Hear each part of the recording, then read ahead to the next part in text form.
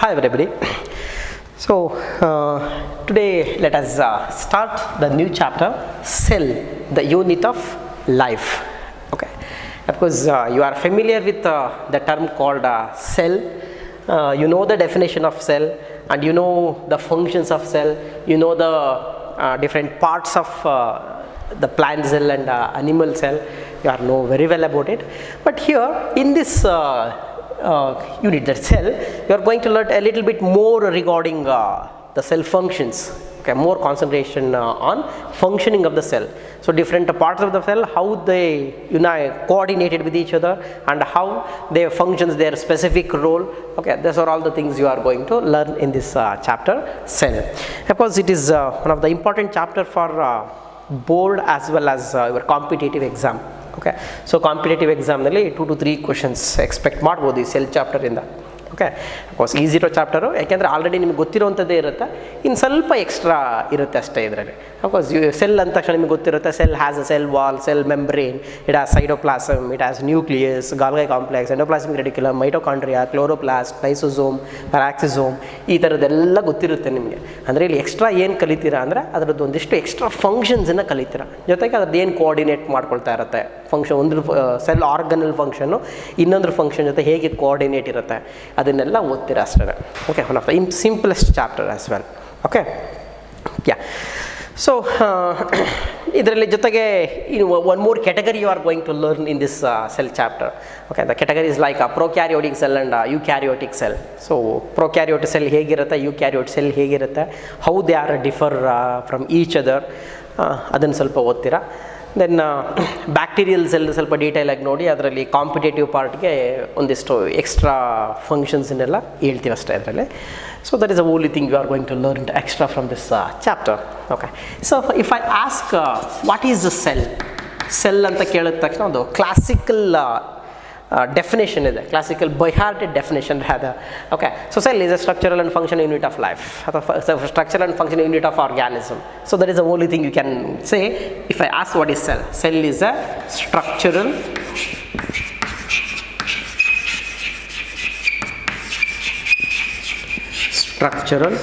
and functional unit of an organism. ಯಾವುದೇ ಆರ್ಗ್ಯಾನಿಸಮ್ನ ತಗೊಂಡ್ರೆ ಅದರ ಸ್ಟ್ರಕ್ಚರ್, ದಟ್ ಆರ್ಗ್ಯಾನಿಸಮ್ ಯಾವುದರಿಂದ ಆಗಿರುತ್ತೆ ಅಂದರೆ ಸೆಲ್ಲಿಂದ. Okay, so it is a structural component. So cell is a structural component. It forms the major structure of an organism. It forms the major structure. Then function. Okay, so function. Okay, if you consider unicellular organism, suppose if you consider unicellular organism, unicellular organism ಇರೋದೇ ಒಂದು cell, unicellular, single cell. ಅದರ structure ಕೂಡ ಸೆಲ್ಲೇನೆ, structure ಕೂಡ single cell. ಅದರ main structure ಇರೋದೇ cell ಥರ. Then that single cell functions all the functions of a living thing. ಈ ಏನೇನು ಫಂಕ್ಷನ್ ಮಾಡುತ್ತೆ ಅಂದರೆ, ಆ್ಯಕ್ಚುಲಿ ಒಂದು ಸೆಲ್ ಅಂತಂದರೆ it should perform metabolism.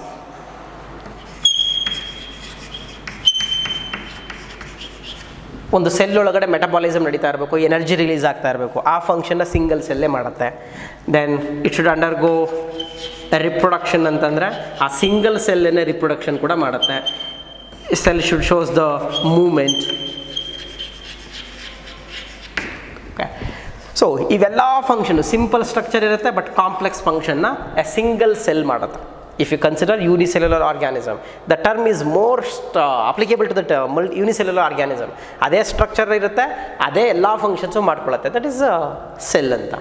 And with the same time if you consider multicellular organism ತೊಗೊಂಡ್ರೆ ಈ ಸ್ಟ್ರಕ್ಚರಲ್ಲೂ ಈ ಸಿಂಗಲ್ ಸೆಲ್ ಅಂತ ಆಗಿರಲ್ಲ ಅಲ್ಲಿ. If you consider the multicellular organism, basic structure is a single cell. It's a basic structure is single cell. For multicellular organism, basic structure is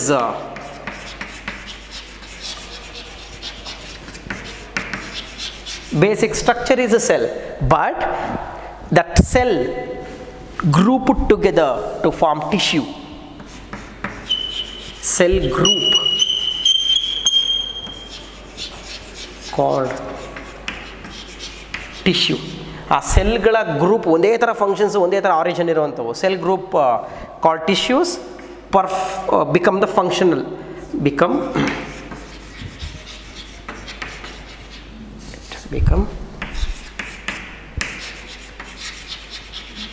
structural parts. ಆರ್ಗ್ಯಾನಿಸಮ್ನ ಒಂದು structural part ಆಗಿ convert ಆಗಿರುತ್ತೆ, ಅದು tissue. ಆ tissue ಇಂದ ಆರ್ಗನಿಂದ organ system, ಅದನ್ನೇ ನಾವು organisation ಅಂತ ಹೇಳ್ತೀವಿ. ಸೊ ಸ್ಟ್ರಕ್ಚರಲ್ ಪಾರ್ಟ್ಸ್ ಅಥವಾ ಟಿಶ್ಯೂ, ಟಿಶ್ಯೂ ಇಂದ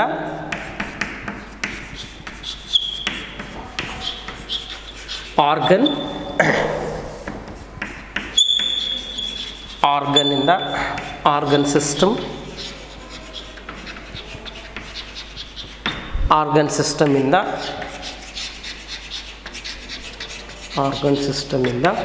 organism.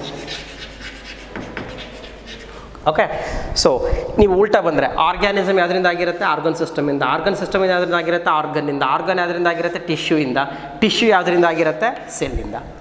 So the basic unit in case of multicellular organism is also cell.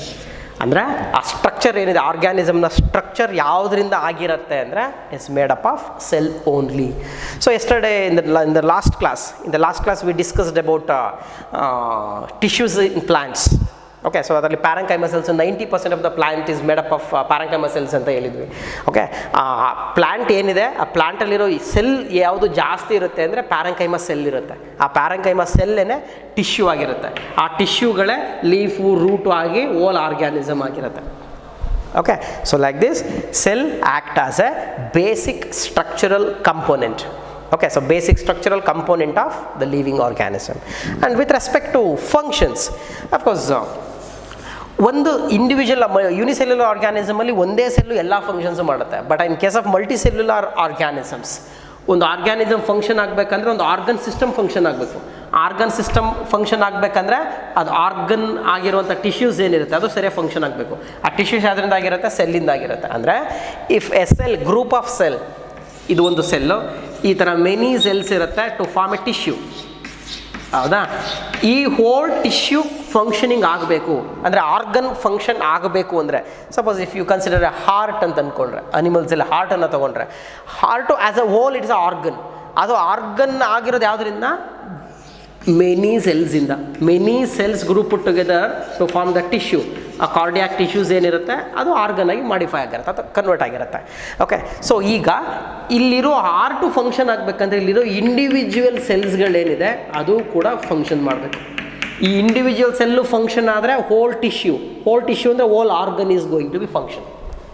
Okay, ಒಂದು ಆರ್ಗನ್ ಅಂದ ತಕ್ಷಣ ಅದು ಆರ್ಗನ್ ಫಂಕ್ಷನ್ ಕರೆಕ್ಟಾಗಿ ಆಗಬೇಕಂದ್ರೆ ಅಲ್ಲಿರುವಂಥ ಎಲ್ಲ ಸೆಲ್ಸ್ಗಳ ಫಂಕ್ಷನ್ನು ಕೋಆರ್ಡಿನೇಟ್ ಆಗಿರಬೇಕು, ಕರೆಕ್ಟಾಗಿ ನಡೀತಾ ಇರಬೇಕು. ಎಲ್ಲ ಫಂಕ್ಷನ್ಸ್ ಸೆಲ್ಗಳು ಫಂಕ್ಷನ್ ಮಾಡ್ತಾ ಇದ್ದರೆ ಹೋಲ್ ಆರ್ಗನ್ ಫಂಕ್ಷನ್ ಆಗ್ತಾ ಇರುತ್ತೆ. ಎಲ್ಲ ಆರ್ಗನ್ಸ್ಗಳು ಫಂಕ್ಷನ್ ಕರೆಕ್ಟ್ ಆಗ್ತಾ ಇದೆ ಅಂದರೆ ಆರ್ಗ್ಯಾನಿಸಮ್ ಫಂಕ್ಷನ್ಸ್ ಕರೆಕ್ಟಾಗಿರುತ್ತೆ. ಓಕೆ, ಸೊ ಬೇಸಿಕಲಿ ವಾಪಸ್ ಎಲ್ಲೇ ಹೋದ್ರೂ ಈಗ ಆರ್ಗ್ಯಾನಿಸಮಿಂದ ಬಂದರೆ ವಾಪಸ್ಸು ಸೆಲ್ಲಿಗೆ ಬರುತ್ತೆ. ಆ ಆರ್ಗನ್ಸಲ್ಲಿರುವಂಥ ಸೆಲ್ಸು ಕೆಲಸನ ಸರಿಯಾಗಿ ಮಾಡಲಿಲ್ಲ ಅಂದರೆ ಆ ಆರ್ಗನ್ ಸಿಸ್ಟಮ್ ಕೊಲ್ಯಾಪ್ಸ್ ಆಗಿಬಿಡುತ್ತೆ. ಓಕೆ, ಈಗ ಕಾರ್ಡಿಯಾಕ್ ಸೆಲ್ಸು ಪರ್ಫೆಕ್ಟಾಗಿ ಫಂಕ್ಷನ್ ಮಾಡ್ತಾರೆ, ಹಾರ್ಟ್ ಬೀಟ್ ಆಗ್ತಾಯಿದ್ರೆ ಪಂಪ್ ಆಗ್ತಾ ಇರುತ್ತೆ. ಅಲ್ಲಿ ಯಾವುದೋ ಒಂದು ಸೆಲ್ಲು ನಾನು ಫಂಕ್ಷನ್ ಮಾಡಲ್ಲ ಅಂತ ಕೂತ್ಕೊಂಡ್ರೆ ಆ ಆರ್ಗ್ಯಾನ್ಗೆ ಡ್ಯಾಮೇಜ್ ಆಗುತ್ತೆ. ಆರ್ಗನಿಗೆ ಡ್ಯಾಮೇಜ್ ಆದರೆ ಆರ್ಗ್ಯಾನಿಸಮ್ ಕೂಡ ಡ್ಯಾಮೇಜ್ ಆಗುತ್ತೆ. ಓಕೆ, ಈಗ ಲೀಫ್ನ ತೊಗೊಂಡ್ರೆ, ಈಗ ಪ್ಲಾಂಟ್ ಕಡೆಯಿಂದ ಲೀಫ್ನ ತೊಗೊಂಡ್ರೆ, ಈ ಲೀಫಲ್ಲಿರುವಂಥ ಎಷ್ಟೊಂದು ಸೆಲ್ಸ್ ಇರ್ತವೆ. ಎಲ್ಲ ಸೆಲ್ಸು ಅದ್ರ ಫಂಕ್ಷನ್ಸನ್ನು ಕರೆಕ್ಟಾಗಿ ಮಾಡ್ತಾಯಿದ್ರೆ ಲೀಫು ಫೋಟೋಸಿಂಥಸಿಸ್ ಮಾಡೋಕ್ಕೆ ಸಾಧ್ಯ. ಅದರಲ್ಲಿ ಯಾವ್ದಾದ್ರು ಒಂದು ಸೆಲ್ ನಾನು ಮಾಡಲ್ಲ ಅಂತ ಕೂತ್ರೆ it is a damage to that leaf is an organ. Okay, so like that ಯಾವುದೇ ಒಂದು ಲಿವಿಂಗ್ ಆರ್ಗ್ಯಾನಿಸಮ್ನ ತೊಗೊಂಡ್ರೆ ಅದರ ಫಂಕ್ಷನ್ನು ಕರೆಕ್ಟಾಗಿ ಆಗಬೇಕಂದ್ರೆ ಆ ಸೆಲ್ಲು ಕರೆಕ್ಟಾಗಿ ಫಂಕ್ಷನ್ ಮಾಡ್ತಾ ಇರಬೇಕು. And it is not mean that in a multicellular organism all the cells perform the same kind of functions. ಎಲ್ಲ ಸೆಲ್ಸ್ಗಳು ಒಂದೇ ಥರ ಕೆಲಸ ಮಾಡ್ತಾ ಇರುತ್ತೆ ಅಂತಲ್ಲ, ವಿತ್ ರೆಸ್ಪೆಕ್ಟ್ ಟು ಫಂಕ್ಷನ್ಸ್ ಹೇಳ್ತಾ ಇರುವಂಥದ್ದು. Okay, since in multicellular organism there is A different groups of cells called tissues. ಆ ಟಿಶ್ಯೂಸಲ್ಲಿರುವಂಥ ಸೆಲ್ಸ್ಗಳು ಸೇಮ್ ಫಂಕ್ಷನ್ ಮಾಡುತ್ತೆ, but there will be difference between the functions of different tissues. ಒಂದೊಂದು ಟಿಶ್ಯೂಸಲ್ಲಿ ಇರುವಂಥ ಸೆಲ್ಸ್ಗಳು ಒಂದೊಂದೇ ಥರ function ಮಾಡುತ್ತೆ. ಒಂದು ಟಿಶ್ಯೂ ಮಾಡೋಂಥ ಗ್ರೂಪ್ ಆಫ್ ಸೆಲ್ ಅಂದರೆ ಟಿಶ್ಯೂ ಮಾಡ್ತಾ ಇರೋ ಕೆಲಸನ ಇನ್ನೊಂದು ಟಿಶ್ಯೂ ಮಾಡಬೇಕಂತ ಇಲ್ಲ. ಅದೇ ಥರ ಫಾರ್ ಎಕ್ಸಾಂಪಲ್ ಈಗ ನಾವು ಪ್ಲಾಂಟ್ಸನ್ನೇ ತೊಗೊಂಡ್ರೆ leaf is a organ, root is a organ. ಲೀಫಲ್ಲಿರುವಂಥ ಟಿಶ್ಯೂಸ್ ಮಾಡೋ ಫಂಕ್ಷನ್ಸ್ ಬೇರೆ, ರೂಟಲ್ಲಿರೋ ಸೆಲ್ಸ್ಗಳು ಮಾಡ್ತಾ ಇರೋ ಫಂಕ್ಷನ್ಸ್ ಬೇರೆ. ಓಕೆ, ಎರಡೂ ಕೂಡ ಡಿಫ್ರೆಂಟ್ ಇರುತ್ತೆ. ಅದೇ ಥರ ಈಗ ಝೈಲಮ್ ಮತ್ತು ಫ್ಲೋಯಮ್ ಅಲ್ಲೂ ಕೂಡ ಸೆಲ್ಲೇ ಇರುತ್ತೆ. ಬಟ್ ಆ ಸೆಲ್ ಝೈಲಮಲ್ಲಿರೋ ಸೆಲ್ ಮಾಡೋ ಕೆಲಸ ಬೇರೆ, ಫ್ಲೋಯಮಲ್ಲಿರೋ ಸೆಲ್ಸ್ ಮಾಡೋ ಕೆಲಸ ಬೇರೆ, ಲೀಫಲ್ಲಿರೋ ಸೆಲ್ ಮಾಡೋ ಕೆಲಸ ಬೇರೆ, ಫ್ರೂಟಲ್ಲಿರೋ ಸೆಲ್ಸ್ ಮಾಡೋ ಕೆಲಸ ಬೇರೆ, ರೂಟಲ್ಲಿರೋ ಸೆಲ್ಸ್ ಮಾಡೋ ಕೆಲಸ ಬೇರೆ. It the same thing with respect to animals also. ಬ್ರೈನಲ್ಲಿರೋ ಸೆಲ್ಸ್ ಮಾಡೋ ಕೆಲಸ ಬೇರೆ ಇರುತ್ತೆ, ಕಿಡ್ನಿಯಲ್ಲಿರೋ ಸೆಲ್ಸ್ ಮಾಡೋ ಕೆಲಸ ಬೇರೆ ಇರುತ್ತೆ, ಹಾರ್ಟಲ್ಲಿರೋ ಸೆಲ್ಸ್ ಮಾಡೋ ಕೆಲಸ ಬೇರೆ ಇರುತ್ತೆ, ಸ್ಕಿನ್ನಲ್ಲಿರೋ ಸೆಲ್ಸ್ ಮಾಡೋ ಕೆಲಸ ಬೇರೆ ಇರುತ್ತೆ. ಓಕೆ, ಹೀಗಾಗಿ ಇದನ್ನು ಡಿವಿಷನ್ ಆಫ್ ಲೇಬರ್ ಅಂತ ಹೇಳ್ತೀವಿ. ಒಂದೊಂದು ಫಂಕ್ಷನ್ಸ್ಗೆ ಅಂತಲೇ ಒಂದೊಂದು ಆರ್ಗನ್ ಇರುತ್ತೆ. ಆ ಆರ್ಗನಲ್ಲಿರೋ ಫಂಕ್ಷನ್ಸು ಅದರದ್ದು ಕೆಲಸ ಮಾತ್ರ ಮಾಡ್ತವೆ. Okay, so this is the beauty about the cell. Okay, ಹಾಗಾದರೆ ಸೊ ಈಗ ಸೆಲ್ ಅನ್ನೋದು ಇದೇನು ಅಂದರೆ ಹೆಂಗೆ ಶುರುವಾಯಿತು ಈ ಸೆಲ್ ಅನ್ನೋ ಕಾನ್ಸೆಪ್ಟ್ ಆಗಲಿ ಇದಾಗಲಿ ಹೆಂಗೆ ಶುರುವಾಯಿತು? ಯೂನಿಸೆಲ್ಯುಲರ್ ಆರ್ಗ್ಯಾನಿಸಮ್ಸನ್ನು ಕನ್ಸಿಡರ್ ಮಾಡ್ಕೊಂಡ್ರೆ ಹ್ಯಾವ್ ಇಂಡಿಪೆಂಡೆಂಟ್ ಎಕ್ಸಿಸ್ಟೆನ್ಸ್, ಯಾವುದ್ರ ಮೇಲೆ ಡಿಪೆಂಡ್ ಆಗದಂಗೆ ಅದ್ರ ಪಾಡಿಗೆ ಇರ್ತವೆ. ಅದೇ ಮಲ್ಟಿಸೆಲ್ಯುಲರಲ್ಲಿ ಒಂದು ಸೆಲ್ಲು ಇನ್ನೊಂದು ಸೆಲ್ ಮೇಲೆ ಡಿಪೆಂಡ್ ಆಗಿರುತ್ತೆ. ಅಂದರೆ functions of one cell May affect the functions of other cell. ಈ ರೀತಿ ಇಂಡಿಪೆಂಡೆನ್ಸಿ ಇರುತ್ತೆ ಇನ್ case of multicellular organisms. Okay, so ಹಾಗಾದರೆ ಇಷ್ಟೆಲ್ಲ ಹೇಳಿದ್ಮೇಲೆ ಹೇಳ್ಬೋದು cell is A fundamental unit of life. Organism cell is A fundamental unit. Cell is a fundamental unit. ಅಂದರೆ ಇದು basic unit. Basic unit ಬದಲು ಇನ್ನೊಂದು ಟರ್ಮ್ ಯೂಸ್ ಮಾಡ್ತಾ ಇದ್ದೀನಿ, fundamental. Of course both are same. So cell is A basic unit, ಅದು ಕೂಡ applicable ಆಗುತ್ತೆ. Fundamental unit ಕೂಡ ಅಪ್ಲಿಕೇಬಲ್ ಆಗುತ್ತೆ. ಓಕೆ, ಸೊ ಹಾಗಾದರೆ ಈ ಸೆಲ್ ಅನ್ನುವಂಥದ್ದು ಎಲ್ಲಿಂದ ಸ್ಟಾರ್ಟ್ ಆಯಿತು, ಯಾರು ಮಾಡಿದ್ರು ಇದನ್ನು ಅನ್ನೋದು ನೋಡೋದಾದರೆ the credit goes to cell ಅನ್ನೋದನ್ನು ಫಸ್ಟ್ ಅಬ್ಸರ್ವ್ ಮಾಡಿದ್ದು. Remember, they are microscopic. Okay, cell ಅನ್ನೋದು ಮೈಕ್ರೋಸ್ಕೋಪಿಕ್. ನಾವು ಬರೀ ಗಣ್ಣಿಗೆ ಹಿಂಗೆ ನೋಡಿದ ತಕ್ಷಣ ಸೆಲ್ ಕಾಣಿಸಲ್ಲ ನಮಗೆ. To visible the cell we should go use certain magnifying ಏನದು ಇನ್ಸ್ಟ್ರೂಮೆಂಟ್ಸ್ ಲೈಕ್ ಮೈಕ್ರೋಸ್ಕೋಪ್. ಮೈಕ್ರೋಸ್ಕೋಪ್ನಲ್ಲಿ ನಾವು ನೋಡಿದ್ರೆ ಮಾತ್ರ ಸೆಲ್ ಅನ್ನೋದು ಈ ಥರ ಇದೆ ಅನ್ನೋದು ಕಾಣಿಸುತ್ತೆ. ಸಪೋಸ್ ಈಗ ನೀವು ಒಂದು ಆನಿಯನ್ ತೊಗೊಂಡು ಆನಿಯನ್ ಮೇಲ್ಗಡೆ ಒಂದು ಹಾರ್ಡ್ ಇದಿರುತ್ತೆ, ಪೀಲ್ ಮಾಡಿದ್ರೆ ಕೋಟಿಂಗ್ ಥರ ಇರುತ್ತೆ, ಒಣಗಿರೋ ಎಲೆ ಥರ ಇರುತ್ತೆ. ಅದನ್ನು ಸ್ಕೇಲಿ ಲೀವ್ಸ್ ಅಂತೀವಿ. ಅದನ್ನು ರಿಮೂವ್ ಮಾಡಿ ಒಳಗಡೆ ಒಂದು ಫ್ಲೆಶಿ ಇರುತ್ತೆ, ಸ್ಮೂತ್ ಇರುವಂಥದ್ದು ಇರುತ್ತೆ. ಅದನ್ನು ತೊಗೊಂಡು ಅದ್ರ ಮೇಲಿಂದ ಒಂದು ಸಪೋಸ್ ಈಗ ಒಂದು ಪೀಸ್ನ ತೊಗೊಂಡ್ರೆ, ಆನಿಯನ್ ಪೀಸ್ ಅಂತ ಅಂದ್ಕೊಳ್ಳಿ, ಇದೊಂದು ಸ್ವಲ್ಪ ಪಿಂಕಿಶ್ ಕಲರ್ ಇರುತ್ತೆ ಒಳಗಡೆ ಪಾರ್ಟ್. ಇದ್ರ ಮೇಲೆ ನೀವೊಂದು ಕೇರ್ಫುಲ್ಲಾಗಿ ನೋಡಿ ಒಂದು ಎಳೆದ್ರೆ ಒಂದು ಪ್ಲಾಸ್ಟಿಕ್ ಲೇಯರ್ ಥರ ಹೊರಗೆ ಬರುತ್ತೆ. ಯಾಕಂದ್ರೆ ಪ್ಲಾಸ್ಟಿಕ್ ಥಿನ್ ಲೇಯರ್ ಥರ. ಆ ಪ್ಲಾಸ್ಟಿಕ್ ಲೇಯರ್ ಏನಿರುತ್ತೆ, ಆ thin plastic layer it consisting of cells. ಆ ಪ್ಲಾಸ್ಟಿಕ್ ಲೇಯರ್ ಒಳಗಡೆ ಮೆನಿ ಸೆಲ್ಸ್ ಇರುತ್ತೆ. ಅದು ನಮಗೆ ಬರೀ ಕಣ್ಣಿಗೆ ಕಾಣಿಸಲ್ಲ, ಈ ಥರ ಸೆಲ್ ಅರೇಂಜ್ಮೆಂಟ್ ಇರುತ್ತೆ ಅದರಲ್ಲಿ. ಈ ಪೀಸನ್ನು ತೊಗೊಂಡೋಗಿ ನೀವು ಮೈಕ್ರೋಸ್ಕೋಪಲ್ಲಿ ನೋಡಿದ್ರೆ ಈ ರೀತಿ ಒಂದಿಷ್ಟು ಸ್ಟ್ರಕ್ಚರ್ಸ್ ಇರುತ್ತೆ ಅದರಲ್ಲಿ.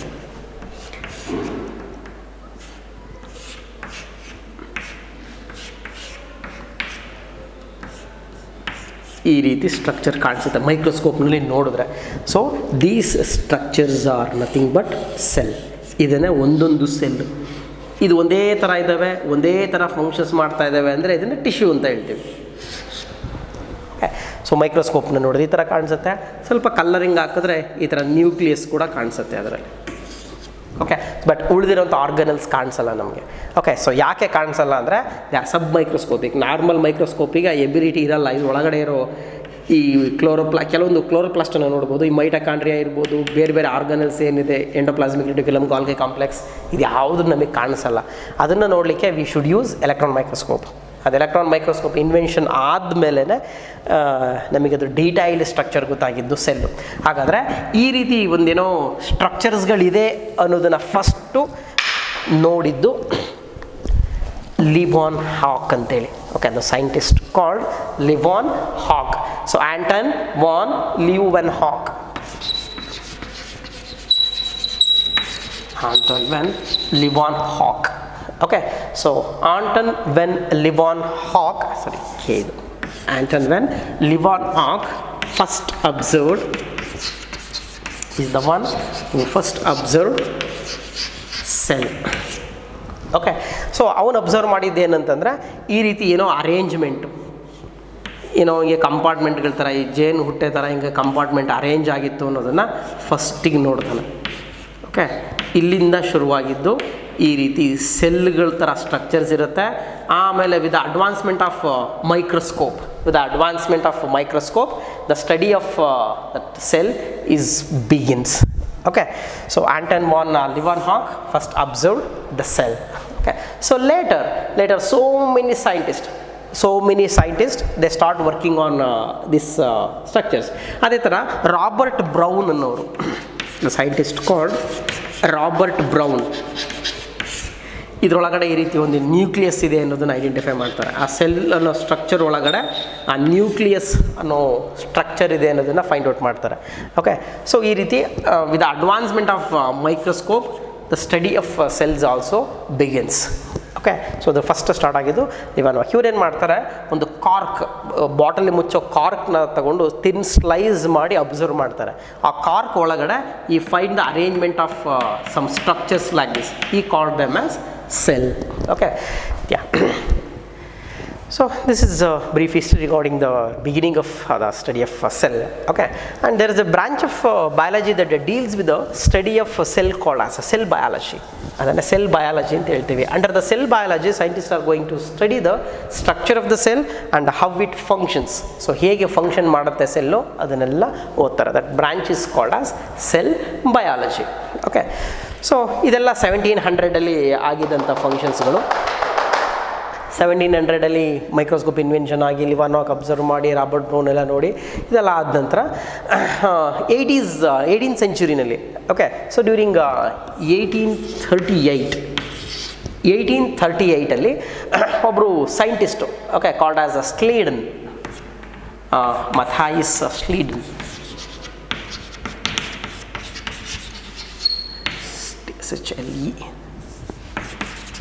Mathias Schleiden. Okay, so Schleiden ಅನ್ನೋ ಸೈಂಟಿಸ್ಟ್ ಏನು ಮಾಡ್ತಾರೆ, ಈ ವರ್ಕಿಂಗ್ ಆನ್ ಪ್ಲಾಂಟ್ಸ್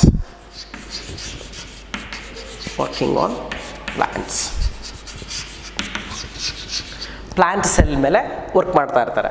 ಅದೇ ಟೈಮ್ನಲ್ಲಿ is a German botanist. Okay, is a German, Matthias Schleiden is a German and is a botanist. Okay, German botanist ಅಂದರೆ study plants ಅಂತ. Okay, ಇದು 1838 ಅದೇ ಥರ 1839 ಇನ್ನೊಬ್ಬರು ಸೈಂಟಿಸ್ಟ್ ಏನು ಮಾಡ್ತಾರೆ, is also start working on some cells. Okay, so ಅವರ ಹೆಸರು ಶ್ವಾನ್ ಅಂತೇಳಿ. Okay, Schwann is a zoologist, Theodor ಶ್ವಾನ್.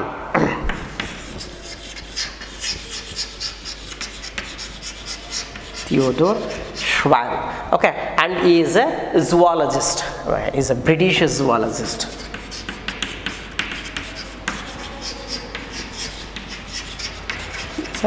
British zoologist. ಒಬ್ಬರು ಬಾಟನಿಸ್ಟು, ಒಬ್ಬರು ಝುವಾಲಜಿಸ್ಟು. ಸೊ ಇವರೇನು ಸ್ಟಡಿ ಮಾಡ್ತಾಯಿದ್ರು, working on animal cells.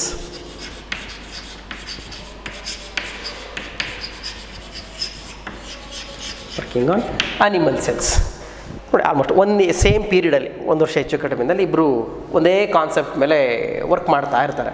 Okay, so ಏನನ್ನು ಅಬ್ಸರ್ವ್ ಮಾಡ್ತಾರೆ ಅವರು. ಓಕೆ, ಸೊ ಸ್ಲೈಡನ್ ಏನು ಮಾಡ್ತಾರೆ, ಈ ಸ್ಟಡಿ ಡಿಫ್ರೆಂಟ್ ಪ್ಲಾಂಟ್ಸ್ನ ತೊಗೊಂಡು ಅದನ್ನು ಕಟ್ ಮಾಡಿಬಿಟ್ಟು ಮೈಕ್ರೋಸ್ಕೋಪಲ್ಲಿ ಅಬ್ಸರ್ವ್ ಮಾಡೋಕ್ಕೆ ಸ್ಟಾರ್ಟ್ ಮಾಡ್ತಾರೆ. And he found that plants are made up of cells. Plants are made up of cells. Okay, different types of ಸೆಲ್ಸಿಂದ ಆಗಿರುತ್ತೆ. ಸೇಮ್ ಕಾನ್ಸೆಪ್ಟನ್ನು ಇವರು ಕೂಡ ಹೇಳ್ತಾರೆ. ಯಾರು, Theodor Schwann. Okay, animals are made up of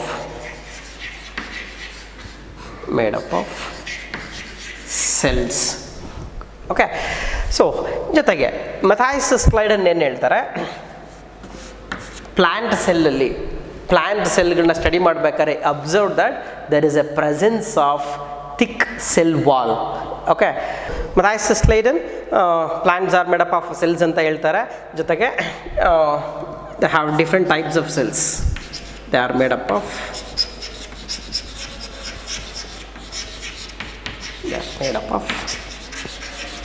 different types of cells ಅನ್ನೋದನ್ನು ಹೇಳ್ತಾರೆ.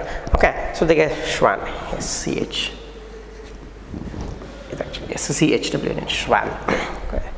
ಯಾ, then animals, ಈಗ ಥಿಯೋಡಾರ್ ಶ್ವಾನ್ ಹೇಳ್ತಾರೆ animals are also made up of cells ಅಂತ ಹೇಳ್ತಾರೆ. ಓಕೆ, ಆ್ಯಂಡ್ ಈ also observed that presence of membrane,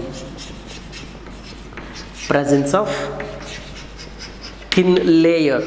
ಆ ಥಿನ್ ಲೇಯರ್ನೇ ನಾವೀಗ ಮೆಂಬ್ರೇನ್ ಅಂತ ಹೇಳ್ತೀವಿ. So animal cells are made up of thin layer or membrane, what we call it as cell membrane. Okay, ಅದರಿಂದ ಆಗಿರುತ್ತೆ ಅಂತೇಳಿ ಇವ್ರು ಹೇಳ್ತಾರೆ. Okay, so let me write it again in brief. Schwann contribution actually ಜಾಸ್ತಿ ಬರುತ್ತೆ when compare to Schleiden. Okay,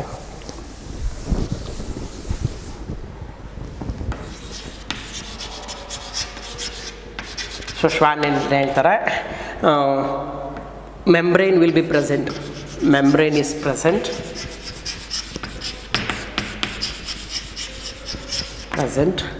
in animal cell ಅಂತೇಳಿ. So first concept had given. ಜೊತೆಗೆ he also observed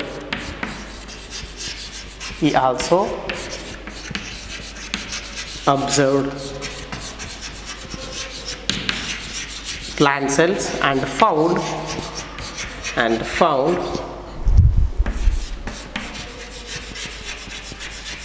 presence of rigid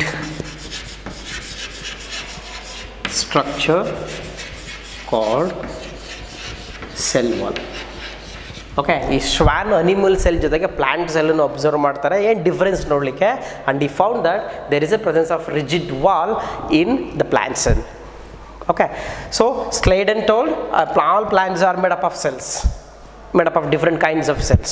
Whereas Schwann told animals also made up of different types of cells, and there is a presence of rigid wall around the membrane in a plant cell. Okay, so ಇಬ್ಬರದನ್ನು ಸೇರಿಕೊಂಡು ಈ Schleiden ಮತ್ತು Schwann ಇಬ್ಬರೂ ಸೇರಿಕೊಂಡು ಒಂದು ಥಿಯರಿನ propose ಮಾಡ್ತಾರೆ. Okay, ಒಬ್ಬರು ಪ್ಲಾಂಟ್ಸ್ ಮೇಲೆ ಸ್ಟಡಿ ಮಾಡಿದ್ರು, ಇನ್ನೊಬ್ಬರು ಅನಿಮಲ್ಸ್ ಮೇಲೆ ಸ್ಟಡಿ ಮಾಡಿದ್ರು. Together they proposed a theory called as cell theory. Okay, ಅಂದರೆ living organisms especially plants and ಅನಿಮಲ್ಸನ್ನ ಕನ್ಸಿಡರ್ ಮಾಡಿಕೊಂಡು, so they are made up of living thing called cell. Okay, ಅನ್ನೋದನ್ನು propose ಮಾಡ್ತಾರೆ. So that is called cell theory. So according to that cell theory ಈ ಇಬ್ಬರು ಸೇರ್ಕೊಂಡು ಹೇಳುವಂಥದ್ದು. ಒಬ್ಬರು ಪ್ಲಾಂಟ್ ಮೇಲೆ ಮಾಡಿದ್ರು, ಇನ್ನೊಬ್ಬರು ಅನಿಮಲ್ ಮೇಲೆ ವರ್ಕ್ ಮಾಡಿದ್ರು. ಸೊ ಶ್ವಾನ್ ಏನು ಹೇಳ್ತಾರೆ, ಪ್ಲಾಂಟ್ ಮತ್ತು ಅನಿಮಲ್ಸ್ ಎರಡೂ ಕೂಡ ಸೆಲ್ಲಿಂದ ಆಗಿದೆ ಅಂತೇಳಿ ಪ್ರಪೋಸ್ ಮಾಡ್ತಾರೆ. Okay, Theodor Schwann later both together proposed. Okay, Schleiden and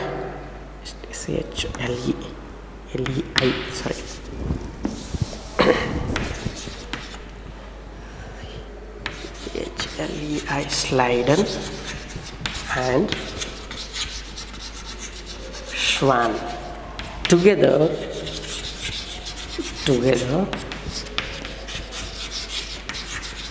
proposed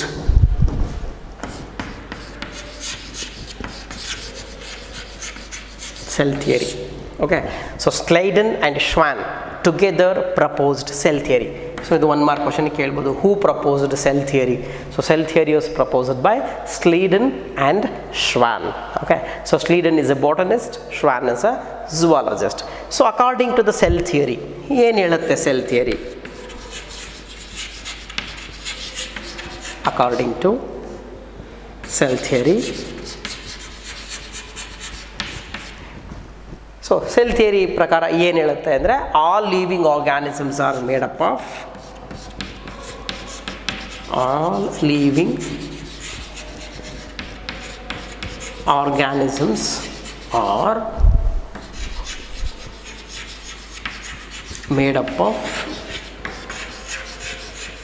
cells. Okay, so this is the basic proposition of Sliden and Schwann. Okay, ಜೊತೆಗೆ all living organisms are made up of cells and cell products ಇದನ್ನು ಹೇಳ್ತಾರೆ. But there is a drawback. there is a drawback for this cell theory. Remember, only one statement ಬರ್ದಿದ್ದೀನಿ ನಾನು. All living organisms are made up of cells and cell products. Okay, ಇದು cell theory first sentence proposed by Schleiden and Schwann. There is a drawback. So drawback ಏನಂದರೆ, cell theory drawback ಏನಿತ್ತು ಅಂದರೆ, they do not propose where that cell came from, ಎಲ್ಲಿಂದ ಬಂತು cell ಅನ್ನೋದನ್ನು ಹೇಳಲಿಲ್ಲ.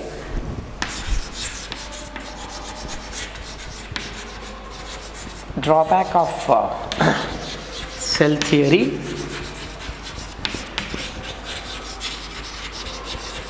proposed by Sladen and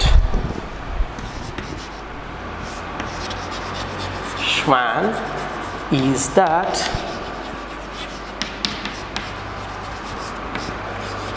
they do not interpret how the or where the cell originates, where the cells originate, ಅಂದರೆ ಎಲ್ಲಿಂದ ಬಂತು cells ಅನ್ನೋದನ್ನು ಹೇಳಿರಲಿಲ್ಲ. This is one of the drawback of that cell theory. So later one more scientist, okay, so one more scientist called as Rudolf Virchow. Okay, so he add one more statement to the cell theory. Okay, so later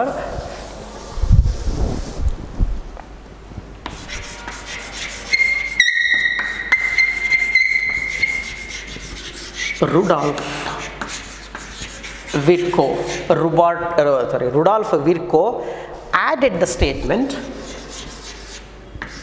added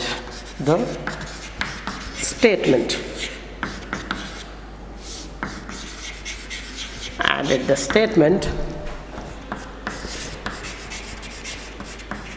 omnis e cellula, omnis e cellula, e cellula, omnis e cellula, e cellula ಅಂತ ಒಂದು ಸ್ಟೇಟ್ಮೆಂಟ್ನ add ಮಾಡಿದ್ರು. ಓಮ್ನಿಸ್ cellula ಈ ಸೆಲ್ಯುಲಾ, ಓಮ್ನಿಸ್ cellula ಈ ಸೆಲ್ಯುಲಾ. ಇದರ ಅರ್ಥ ಓಮ್ನಿಸ್ ಎಲ್ಲ ಕಡೆನೂ ಇರುವಂಥದ್ದು ಅಂತ, ಸೆಲ್ಲಿಂದಾನೇ ಮತ್ತೆ ಸೆಲ್ ಬಂದಿದೆ ಅಂತೇಳಿ ಈ ಸೆಂಟೆನ್ಸನ್ನು ಆ್ಯಡ್ ಮಾಡ್ತಾರೆ. Okay, so the meaning of this omnis cellula ಈ ಸೆಲ್ಯುಲಾ ಅಂದರೆ, cells are formed from cells ಅಂತ. cells are formed from cells. ಎಲ್ಲಿಂದ ಬಂತು ಸೆಲ್ಸು, ಹೇಗೆ ಆರಿಜಿನೇಟ್ ಆಯಿತು ಅಂದರೆ ಫ್ರಮ್ ಪ್ರೀವಿಯಸ್ ಸೆಲ್ಸ್ ಅಂತೇಳಿ. So this sentence is added to the cell theory. Okay, so ಏನಂದರೆ, cells are formed from pre-existed cells. cells are formed from pre-existed cell.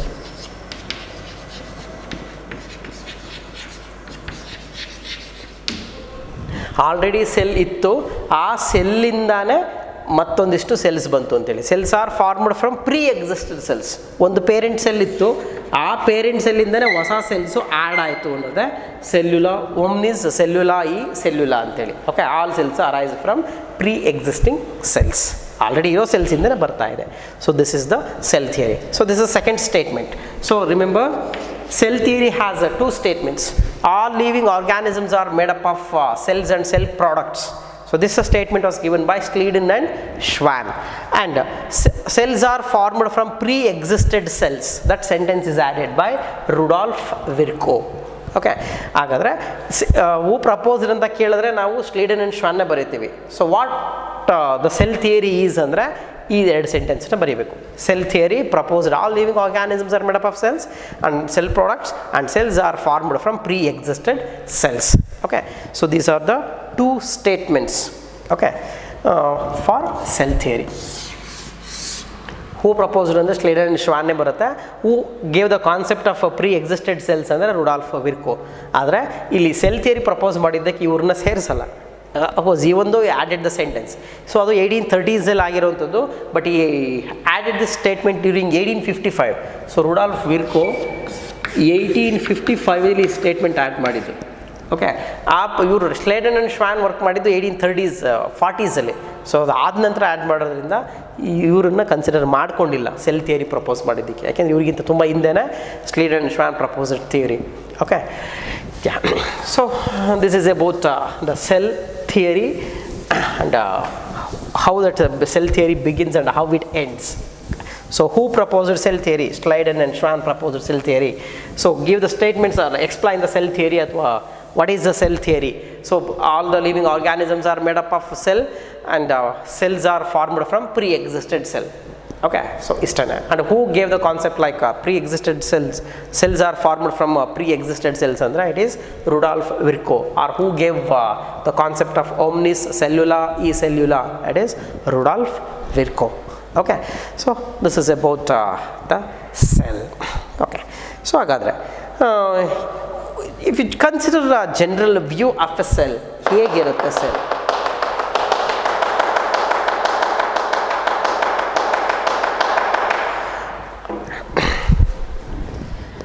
Overview of a cell.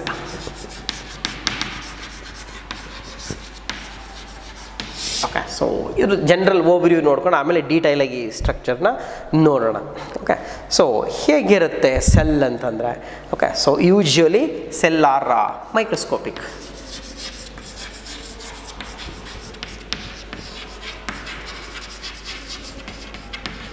Cell are microscopic. You can easily observe these cells under the microscope. Okay, especially plant cell ನೋಡೋದು ತುಂಬ easy. ನೀವು onion ಪೀಲ್ನ ಮಾಡಿಕೊಂಡು you can observe under the microscope. ಅದೇ ಥರ animal cells ನೋಡಬೇಕು ಅಂದರೆ human cheek cells. Okay, ಒಂದು ಸ್ಕಾಲ್ಪೆಲ್ ತೊಗೊಂಡು ಈ ಚೀಕ್ ಸೆಲ್ಸ್ನ ಸ್ಕ್ರಾಪ್ ಮಾಡಿಕೊಂಡು ಮೈಕ್ರೋಸ್ಕೋಪಲ್ಲಿ ಹಾಕಿ ನೋಡಿದ್ರು you can observe the cells. And ಅವಾಗ ನೋಡಿದಾಗ ಏನು ಗೊತ್ತಾಗುತ್ತೆ ಅಂದರೆ ಅನಿಮಲ್ ಸೆಲ್ಸ್ಗೆ ಡೆಫಿನೆಟ್ ಶೇಪ್ಸ್ ಕಾಣಿಸಲ್ಲ ನಮಗೆ, ಬಟ್ ಪ್ಲಾಂಟ್ ಸೆಲ್ಲಲ್ಲಿ ಡೆಫಿನೆಟ್ ಶೇಪ್ ಇರುತ್ತೆ because of the presence of cell wall. So cell ಮೈಕ್ರೋಸ್ಕೋಪ್ನಲ್ಲಿ ನೋಡಿದ್ರೆ ಏನು ಕಾಣಿಸುತ್ತೆ? ಓಕೆ, ಸೆಲ್ ವಾಲ್ ಕಾಣಿಸುತ್ತೆ ಫಸ್ಟಿಗೆ. Cell wall in plants. Okay, ಅದೇ ಥರ no cell wall in animals.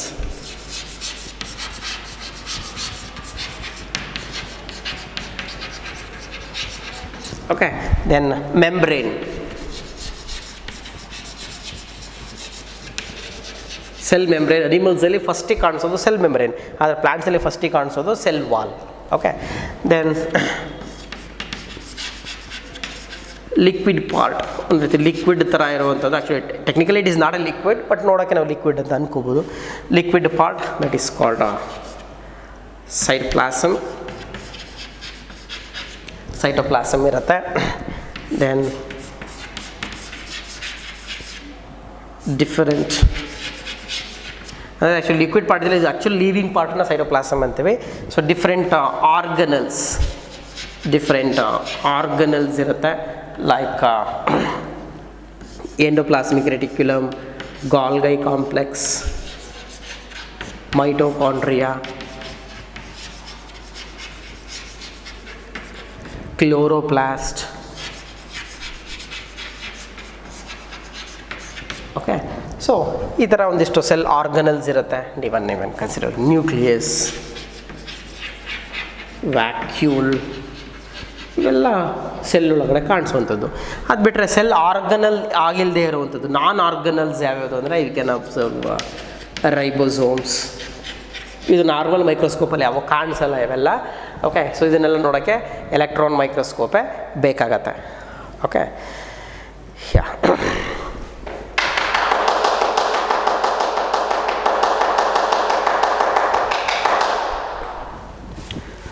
ಇಷ್ಟೆಲ್ಲ ಇರುತ್ತೆ. ಹಾಗಾದರೆ ಎಲ್ಲ ಸೆಲ್ಗಳು ಒಂದೇ ಸೈಜ್ ಇರುತ್ತಾ? Okay, no. So cell size may vary from organism to organism. Okay, size may vary from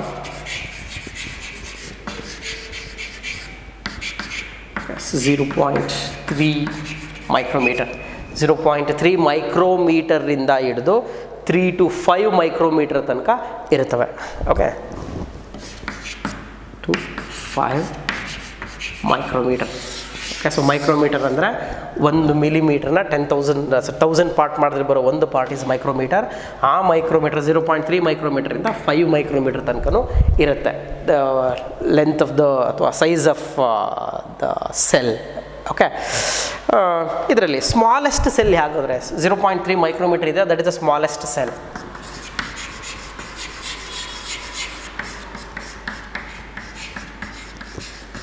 smallest living cell. So smallest living cell ಯಾವುದು ಅಂದರೆ mycoplasma. Okay, so they come under monerans. So ಮೊನೆರಾನ್ಸಲ್ಲಿ ಬರುವಂಥ cyto ಇದು mycoplasma are the smallest living cells. Okay, then red blood cell 7 micrometer in diameter ಇರುತ್ತೆ. Largest cell ಅನಿಮಲ್ಸಲ್ಲಿ, ಹ್ಯೂಮನ್ನಲ್ಲಿ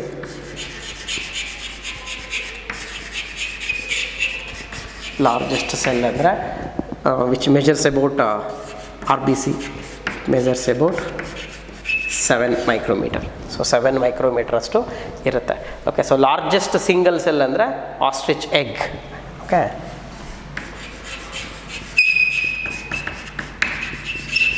largest single cell, it is ostrich egg. Okay, so ಕೈಲಿ ಹಿಡ್ಕೊಳ್ಳೋಷ್ಟು ದೊಡ್ಡದಿರುತ್ತೆ. Okay, ಅದು largest single cell ಅದು. ಓಕೆ, ಹಾಗಾದರೆ different shapes ಕೂಡ ಇರುತ್ತೆ ಸೆಲ್ಸಲ್ಲಿ. ಓಕೆ, ಸೊ ಇದು ಸೈಜ್ ಆಯಿತು.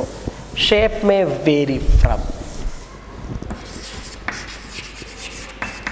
ಶೇಪು ಓವಲ್ ಇರುತ್ತೆ. ಓಕೆ, ಮೆನಿ ಹೆಡ್ ಪಾಲಿಹೆಡ್ರಲ್ ಇರುತ್ತೆ, ಪಾಲಿಹೆಡ್ರಲ್. ಓಕೆ, ಅಥವಾ ಈ ಥರ ಡಿಫ್ರೆಂಟ್ ಶೇಪ್ಸಲ್ಲಿರುತ್ತೆ. Then the longest cell, longest cell ಅಂದರೆ nerve cell. Okay, so nerve cell longest cells ಇರುತ್ತೆ. Okay, oval, polyhedral, octahedral different ಶೇಪ್ಸಲ್ಲೆಲ್ಲ ಇರುತ್ತೆ. ಓಕೆ, ಸೊ ಈಗ ಇದರಲ್ಲಿ ಅನಿಮಲ್ಸಲ್ಲಿ ಲಾಂಗೆಸ್ಟ್ ಸೆಲ್ ಈಗ ನರ್ವ್ ಸೆಲ್ಸ್ ಆಗಿರುತ್ತೆ. ಅದೇ ಥರ ಪ್ಲ್ಯಾಂಟ್ಸಲ್ಲಿ in plants elongated cells, elongated cells like sclerenchyma ಇರುತ್ತೆ. Then tracheids. ಓಕೆ, ಸೊ ಈ ಥರ ಎಲ್ಲ ಡಿಫ್ರೆಂಟ್ ಶೇಪ್ಸಲ್ಲಿ ಸೆಲ್ಸ್ ಇರುತ್ತೆ. ಓಕೆ, ಸಮ್ಟೈಮ್ಸ್ ಇರ್ರೆಗ್ಯುಲರ್ ಶೇಪಲ್ಲಿರುವಂಥವು ಇರುತ್ತೆ. ಅನಿಮಲ್ಸಲ್ಲಿ ತೊಗೊಂಡ್ರೆ ಕಾಲಮ್ನಾರು, ಕ್ಯೂಬಾಯ್ಡು, ಈ ಥರದ್ದೆಲ್ಲ ಡಿಫ್ರೆಂಟ್ ಶೇಪ್ಸಲ್ಲಿ ಬರುತ್ತೆ. Okay, so this is about the overview of the cell. So ಇದು from the next class we can discuss about the detailed structure of a cell. Detailed structure starting from prokaryote. So ಪ್ರೊಕ್ಯಾರಿಯೋಟಲ್ಲಿ ಡೀಟೈಲಾಗಿ ಹೇಗಿರುತ್ತೆ, ಯುಕ್ಯಾರಿಯೋಟಲ್ಲಿ ಡೀಟೈಲಾಗಿ ಹೇಗಿರುತ್ತೆ ಅಂತೇಳಿ next ಕ್ಲಾಸಲ್ಲಿ ನೋಡೋಣ. Okay, yeah, that's it. So this is a overview of a cell. So next class detail ಆಗಿ ನೋಡೋಣ. Okay, thank you.